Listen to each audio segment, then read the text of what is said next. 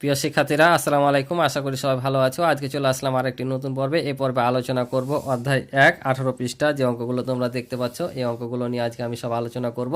তো তোমরা ক্লাসটি প্রথম থেকে শেষ পর্যন্ত দেখবো, আমি তোমাদেরকে সহজভাবে বুঝিয়ে দেওয়ার চেষ্টা করবো ইনশাআল্লাহ। আর আমার চ্যানেলে নতুন হয়ে থাকলে এবং ক্লাসগুলো নিয়মিত পেতে চাইলে তোমরা চ্যানেলটি সাবস্ক্রাইব করে রাখতে পারো। এবং ইতিপূর্বে যারা চ্যানেলটি সাবস্ক্রাইব করে আমার পাশে রয়েছে তাদেরকে অসংখ্য ধন্যবাদ। আর পূর্বের পর্বগুলো যারা দেখোনি, অর্থাৎ ক্লাসগুলো করোনি, তারা দেখতে চাইলে আমার এই ভিডিওর ডিসক্রিপশনে লিঙ্ক দেওয়া থাকবে, তোমরা চাইলে দেখে নিতে পারো, অথবা আমার চ্যানেলে প্লে লিস্টের মাধ্যমে যাও দেখে নিতে পারো। তো চলো আমরা অঙ্কগুলো শুরু করি। তো প্রথম অঙ্কে বলছে, দেখো ফাঁকা ঘরের কোন সংখ্যা বসবে।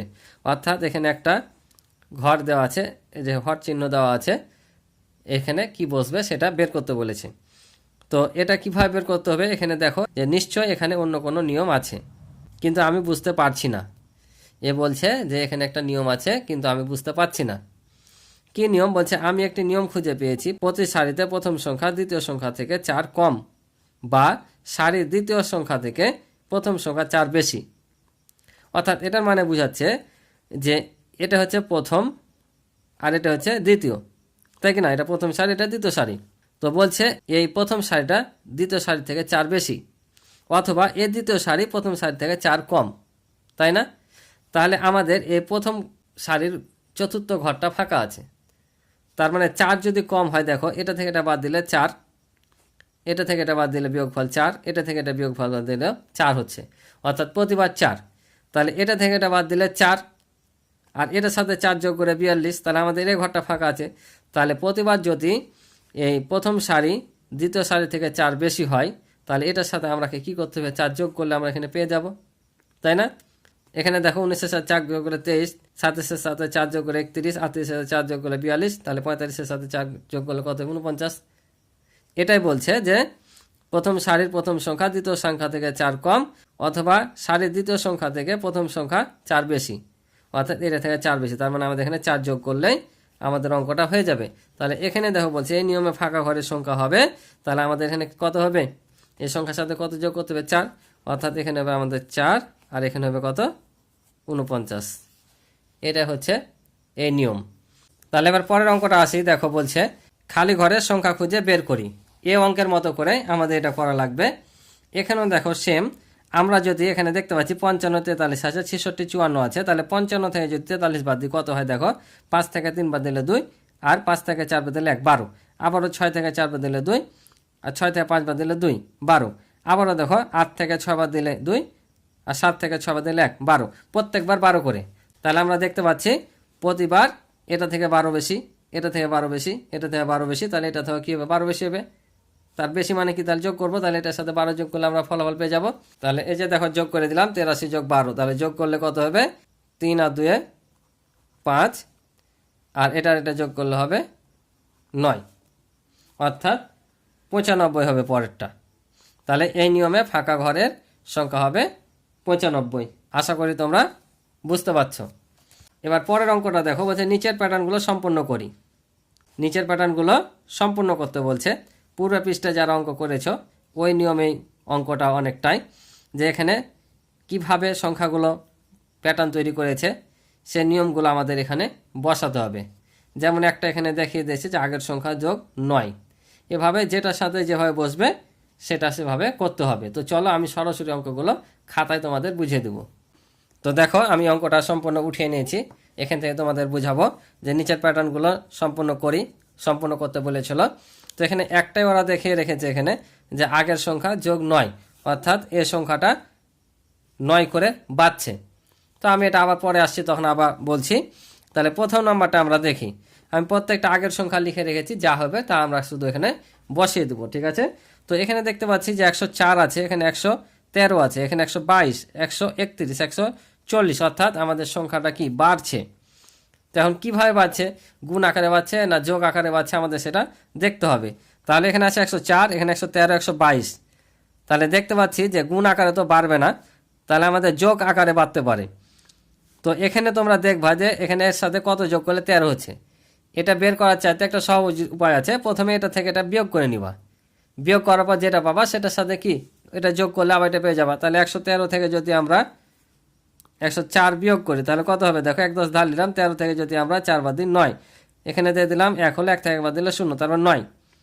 তার মানে যে 9 করে বাড়ছে, কারণ এটার সাথে 9 যোগ হলে 13 পাবো। ঠিক আছে, আমরা যদি এই 104-এর সাথে কেন বিয়োগ করে দেখালাম, কারণ এর সাথে বিয়োগ করলে তোমরা সরাসরি পেয়ে যাবা কিন্তু যে কত আসলে বেড়ে এই 113 হয়েছে। আবার 104-এর সাথে তখন এটা যদি যোগ করে দাও পেয়ে যাবা। তাহলে কত দেখো, আবার হচ্ছে 13, 3 হাত থেকে 1, 1, 1, তাহলে 13। তার মানে আমাদের এখানে কত করে বাড়ছে, 9 করে বাড়ছে। তাহলে আমাদের নিয়মটা এখানে কি, আগের সংখ্যা যোগ 9। ঠিক আছে, তাহলে 9 করে যদি বাড়ে, তাহলে 104-এর সাথে 9 যোগ করে হয়েছে 113, 113-এর সাথে 9 যোগ করে হয়েছে 122, 122-এর সাথে 9 যোগ করে হয়েছে 140, আবার 140-এর সাথে 9 যোগ করলে কত, 149, আবার 149-এর সাথে 9 যোগ করলে কত হবে, 158। এটাই হচ্ছে উত্তর। এবার দেখো এখানে আছে 990, এটা আছে 880, 770, 660, 550। এবার বলো তো এটা কি হচ্ছে, বাড়ছে না কমছে না গুণ হচ্ছে? যতবার নামছি দেখো 9, 9, 8, 8 আর একটা 0, তার মানে এটা থেকে এটা যদি বিয়োগ করো, এটা চাইতে যেহেতু কম আছে তাহলে বিয়োগ করব। তাহলে বিয়োগ করলে দেখে নিই আমরা কত পাচ্ছি। তো 9, 9, 0, 8, 8, 0, একটা বিয়োগ করলে বুঝে যাবা যে কত করে বাড়ছে বা কমছে। তাহলে আমরা দেখতে পাচ্ছি 110, অর্থাৎ যতবার আমরা এই পাশে আসছি ততবার কি 110 করে আমাদের কমছে। তাহলে নিয়মটা কি হবে, আগের সংখ্যা বিয়োগ হচ্ছে 110। 110 যদি হয়, এখান থেকে এখানে 110 কমেছে, আবার 110, 110, মানে দেখতে পাচ্ছি আমরা যতবার যাচ্ছি 9, 9, 8, 8, 7, 7, 6, 6, 5, 5 হয়েছে। তাহলে এবার কত হবে, 4, 4 হবে। তাহলে 4, 4, 0, এবার 3, 3, 0, এবার 2, 2, 0। হ্যাঁ, হলো সিম্পল ব্যাপার, 110 করে কমছে। আর পরেরটা দেখো, এখানে তো করে দেওয়া আছে, বললাম যে আগের সংখ্যা যোগ 9, সিম্পল ব্যাপার। তাহলে এখানে কি হবে, এটার সাথে যোগ করে 9 হয়েছে, এটার সাথে 9 যোগ করলে 18, আবার 9 যোগ করলে হবে তোমার 27, 7-এর সাথে 9 যোগ করলে আবার হবে 36, আবার 9 যোগ করলে হবে 45। বুঝছো? এবার দেখো এখানে 409 আছে, এখানে 399 আছে। তাহলে দেখো তো 409, 399, তাহলে 409 থেকে কত বাদ দিলে 399 হয়, 10 না? আমি যে 409 থেকে 10 বাদ দিই তাহলে আমরা 399 হবে। তাহলে আবার যদি এখান থেকে 10 কমাই, দেখো 389, আবার 10 কমালে 379। তার মানে আমাদের আগের সংখ্যা থেকে যত যাচ্ছি 10 করে কমছে। তার মানে আগের সংখ্যা বিয়োগ হচ্ছে 10। তাহলে 10 যদি হয় তাহলে এই সংখ্যাটা কি হবে, এটার এটার বিয়োগফল যদি 10 হয়, তাহলে এটার এটার ব্যবধান 10। তাহলে এটা থেকে 10 বাদ দিয়ে যদি এটা পাই, তাহলে এটার সাথে 10 যোগ করলে এটা পাবো। তাহলে এটার সাথে আবার 10 যোগ করলে এই সংখ্যাটা পাবো। তাহলে 10 যোগ করলে কত হবে, 419। তাহলে এখানে হবে 419। আর এখানে কত হবে, 10 কমাইল হবে 369।